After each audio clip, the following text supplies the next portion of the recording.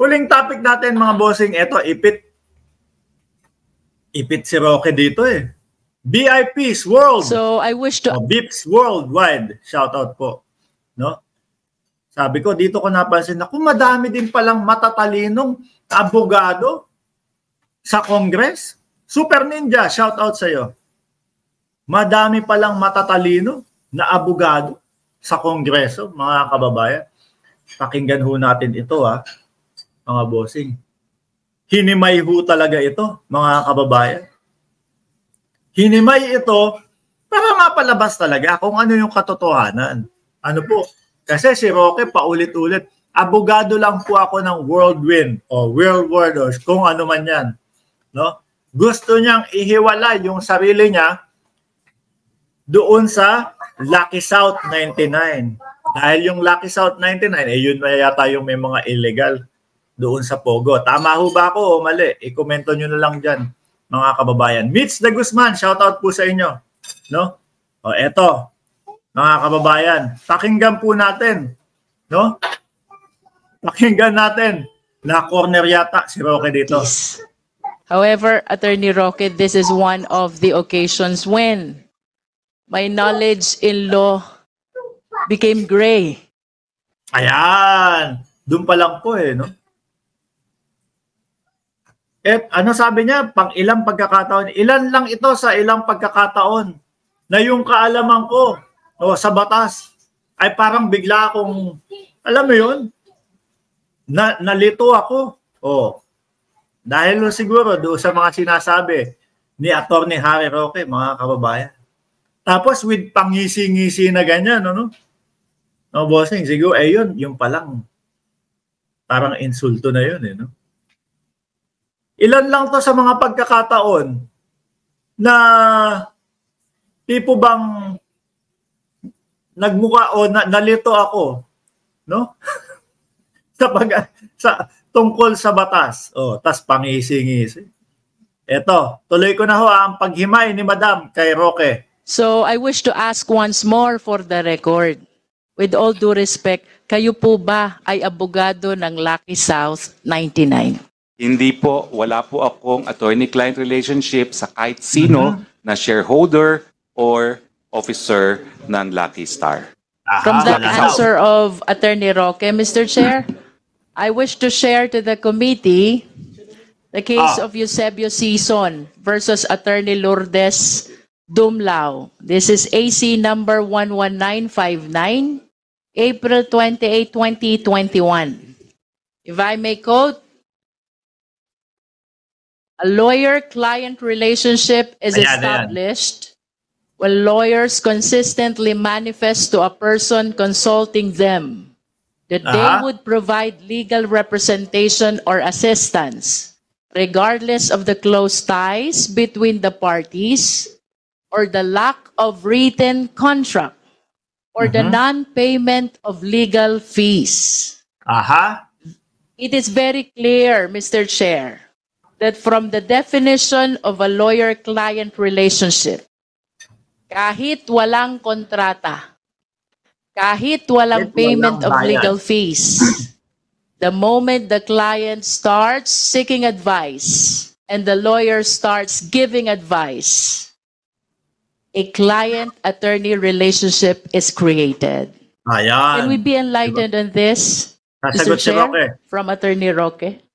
Attorney Roque, you are now recognized. Mr. Chair, tama po yun. Ang problema, wala pong kahit anong konsulta na nangyari sa panig ko at sa kahit kanino sa panig po ng Lucky South. Kaya ihinto natin yan dyan, mga kababayan.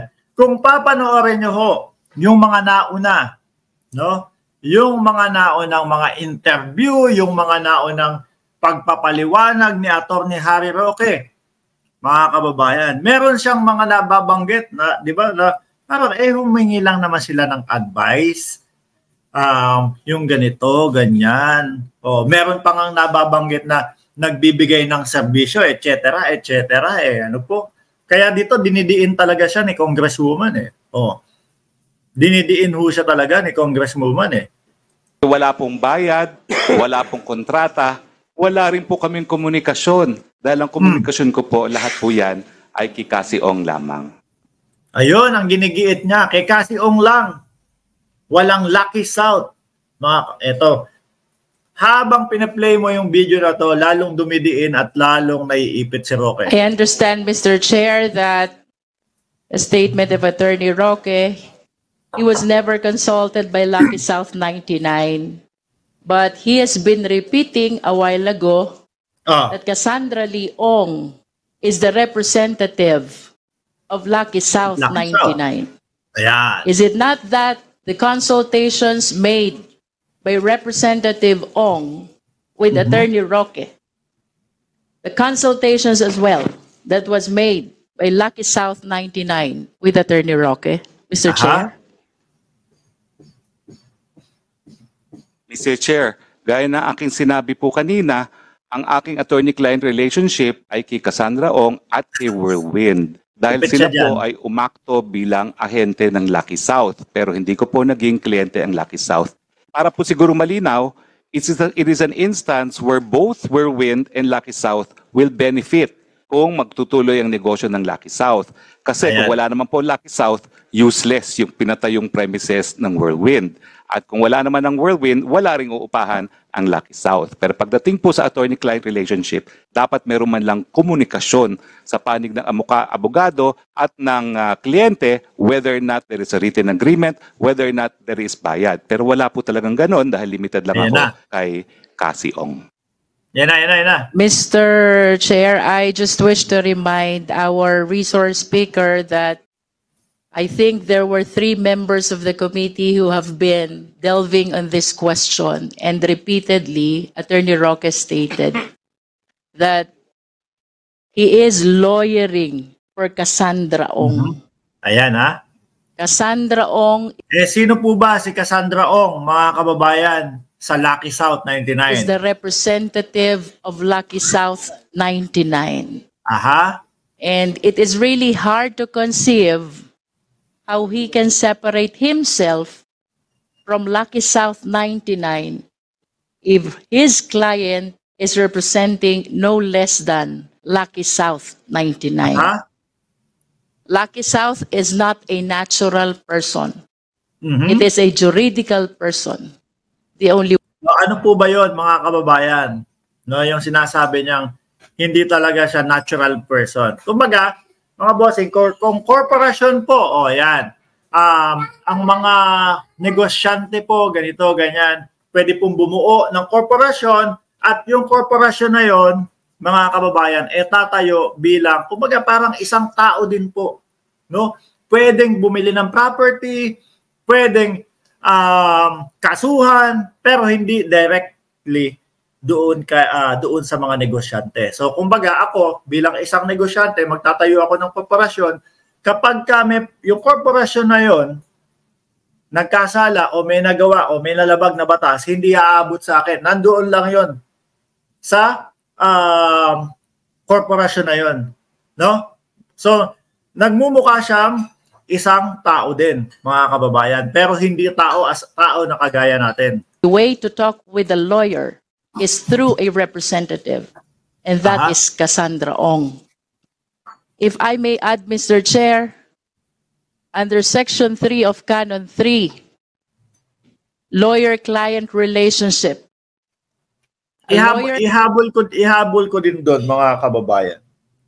Di ba nga kinreate lang yung corporation na yon? Diba?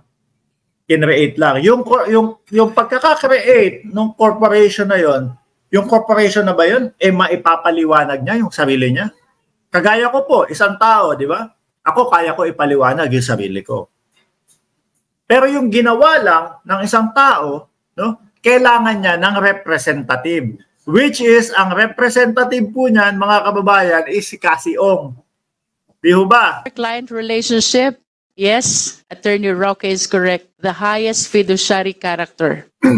As a trust relation, it is essential that the engagement is founded on the confidence reposed by the client on the lawyer. Therefore, a lawyer-client relationship shall arise when the client consciously, voluntarily, and in good faith vest a lawyer with a client's confidence for the purpose of rendering legal services such as providing legal advice, representation, and the lawyer, whether expressly or impliedly, agrees to render such services. There are two elements, Mr. Chair. The first element is that the client solicits advice and service of the lawyer. Oh. And the second element, the lawyer renders service and advice to the client. Oh. I think in the given situation. Kasi meron ho mga sitwasyon doon sa mga sinasabi ni Roque no mga pauna. Minsan nagtatanong-tanong lang naman sila sa akin. 'Di ba? Minsan nagbibigay naman ako na kumbaga kahit papaano nagbibigay ako ng sagot. Tipo bang may ganun No? Wala ngang bayad, walang kahit anong kasulatan. Ganyan. Kumbaga parang kunyari ho ako. May isa si Tina B nagtanong sa akin, "Mark, ganito, ganyan ganyan." Tapos sumagot ako. 'Di ba? So, ibig sabihin, mga kababayan, nilo-lawyer ko na din ho 'yun. Mga bossing. Ganun ho ang nangyari. Ang gustong palabasin ni Roque, walang kasulatan, walang kahit ano. Simpleng tanong lang 'yung ganito, ganyan. Nataon lawyer si Roque. Both were fulfilled. There is Cassandra Ong or there was Cassandra Ong representing the juridical person Lucky South 99 Yun nga. who solicited the advice, the service of Attorney Harry Roque. And Attorney Harry Roque physically accompanied Cassandra Ong Nako, to PAGCOR. sumama pa sa PAGCOR. Di ba? Mga kababayan, ilang beses ba? Basta sumama sa PAGCOR. A manifestation of his act of rendering service and advice to his client. I humbly submit, Mr. Chair, that I think there are sufficient legal provisions to establish that a lawyer-client relationship was indeed created with Lucky South 99, Mr. Chair. Sagot, Roque. You want to reply on that, former Secretary Roque? Mr. Chair, I can only say that as a lawyer, I have a different opinion. I acknowledge that there is lawyer-client relationship between me and Cassie Ong as representative of Whirlwind, who in turn acted as agent. Pilit niyang hinihiwalay si Cassandra Ong, no? Si Cassandra Ong lang ang aking nakausap. Hindi kasama doon ang Lucky South.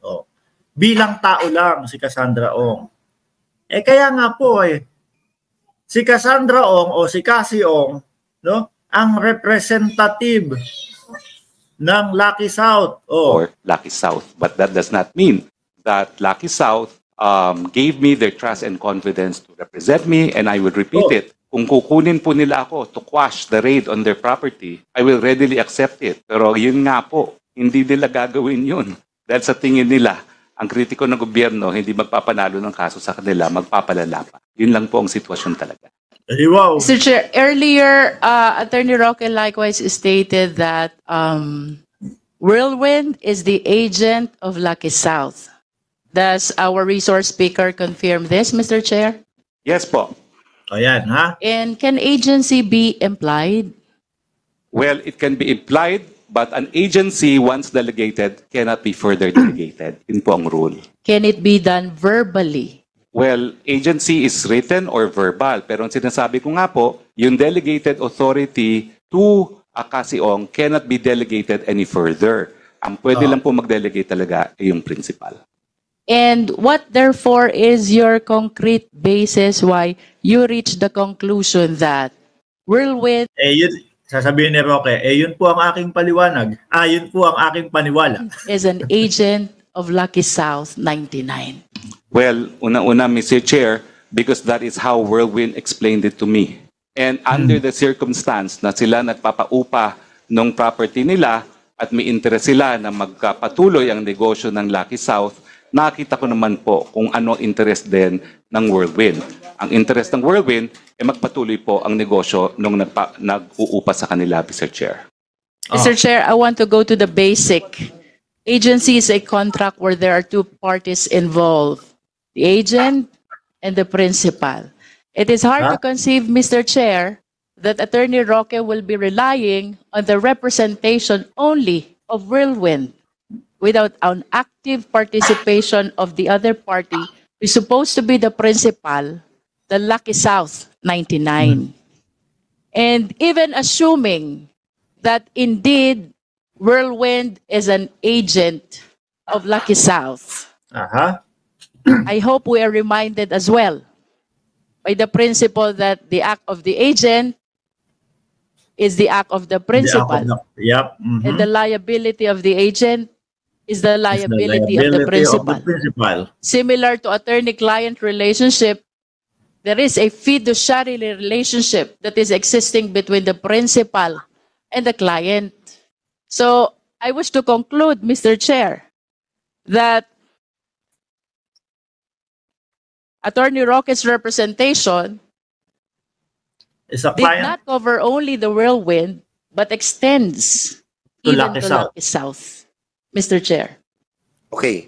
Ayan. Thank you so much. Tama-tama yung time mo. Dahil Mahaba-haba pa ho yan, mga kababayan. Madami pa pong iimbestigahan dyan, mga bossing. Eto pang-ilan pa lang to sa Senado. Una, pangalawa pa lang sa Kongreso. Una, pangalawa pa lang to sa Senado. Kongreso. No? Yung sa Senado, ang makikita natin, dun medyo madiin ho, mga bossing. Mamayang gabi, no? Sa ating, baka bukas na ng umaga yan. No? Mamayang gabi, kung sakali, no? Pag-uusapan natin. Ito is, Sal-N ni Roque, mga bossing. Ayan, okay? So, pansamantala ho, mga kababayan, Joel Carino, shout out sa inyo. Pansamantala po, ako'y magpapaalam muna, 1,100 viewers. Huwag niyo pong kalimutan na mag-like, mag-subscribe, and mag-share nitong ating live stream, mga bossing. Muli po, ako'y magpapaalam na. Maraming salamat and maligayang Sabado sa ating lahat.